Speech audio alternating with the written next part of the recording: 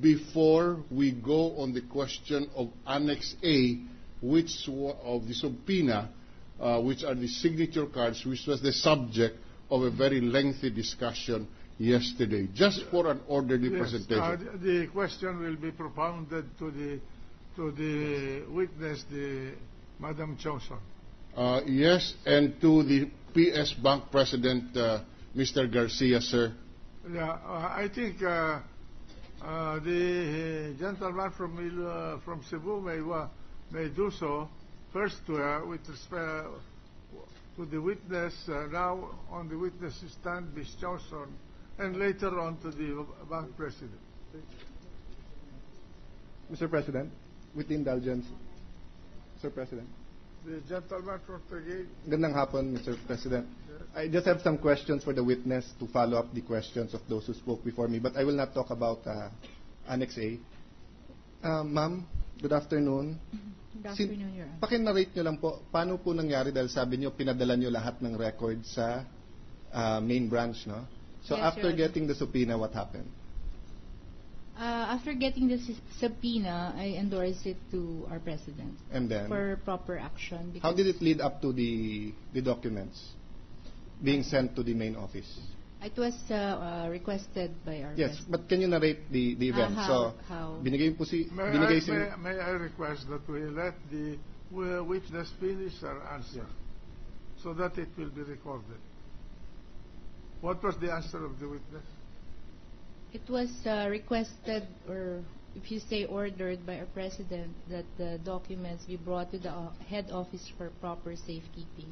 And you complied with that order? Yes, Your Honor. It was, the documents were personally picked up by the senior officer. Did you make an inventory of the documents that you forwarded to the head office attention of the president? I did not personally do it, Your Honor. But did anyone in your branch did it? I will have to check on that, Your Honor. You cannot just send a bunch of papers to the head office without listing what you are sending for your record purposes. I wasn't personally there when the documents were picked up by the senior officer, Your Honor. So it was picked up by a messenger from the head office from your branch. Not a messenger, Your Honor, but a senior officer. Who was that senior officer? Our BBG head, Your Honor. Our branch banking group head. What's her name? It's Ismael Reyes, Your Honor. Ismael Reyes, Your Honor. And did he sign for those documents? Sorry, I am not aware of the receipt. That's not your procedure? I'm sure it's in the record, Your Honor. It's in the office. Because I imagine as a matter of practice, yes, documents passing from one branch to any branch or to the head office, you have to make a record of what was taken out from your office. Yes, Your Honor. All right, proceed. Yes. Can you please backtrack? Basically, the Senate President asked the questions I'd like to ask you, but so you got the subpoena, and then you informed the President. Then how did it lead up to sending the documents there? What happened after you informed the President of the subpoena? After I informed him of the first subpoena, the documents were prepared. And why was the documents prepared? Did he order you? Pakinarate mo lang yung paano nangyari yon. Don't leave things out para I don't keep asking the question. Okay. Go ahead. Whatever you can recall. Yes. Upon receipt of the subpoena, actually I received it in the head office. I was there when I received it. And I immediately went to him to personally show it to him. And then he said, he offered, don't worry, I'll, something like that, not verbatim, something like, don't worry, parang he offered himself to be the one presenting, Your Honor, or taking the stand. Then, is that where he said, then how did it lead up to getting the documents? Doon ba niya sinabing That was kunin? before pa po.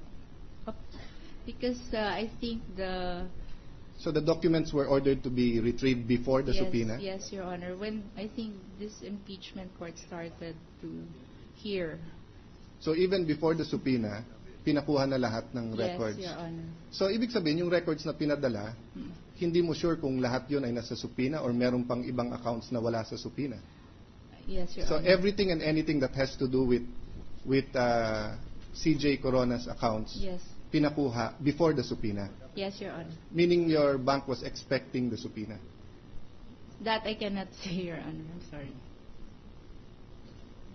So can you say whether yung pinadala yung mga documents sa head office, ito yung mga accounts lang na, pesos lang peso accounts na diniscuss na dito, or there are other accounts? I wouldn't recall, Your Honor. I'm sorry. So you wouldn't know kung meron o wala. Meron ba kayong yung IMA SDA, investment management accounts?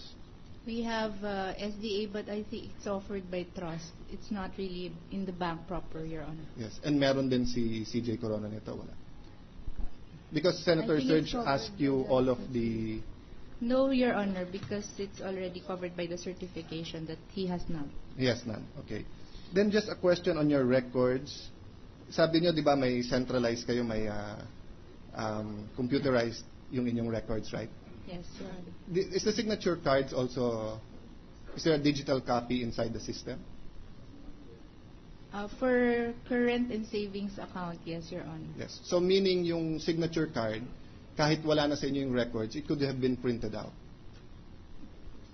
I cannot say that, No, Your Honor. halimbawa, may dalang cheque galing from a client pupunta sa inyo, di ba?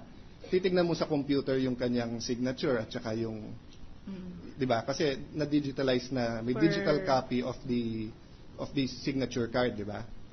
So, i-compare mo yung signature bago mo i-release yung Pera. ini-encash, right? Yes, Your Honor. So, since it's there inside the system, and since you can print out from your system katulad ng certification, you can actually print out Signature. the signature card. I couldn't say, Your Honor. Well, how can you print out other certifications but you cannot print out the... There's a function there that says Okay. print.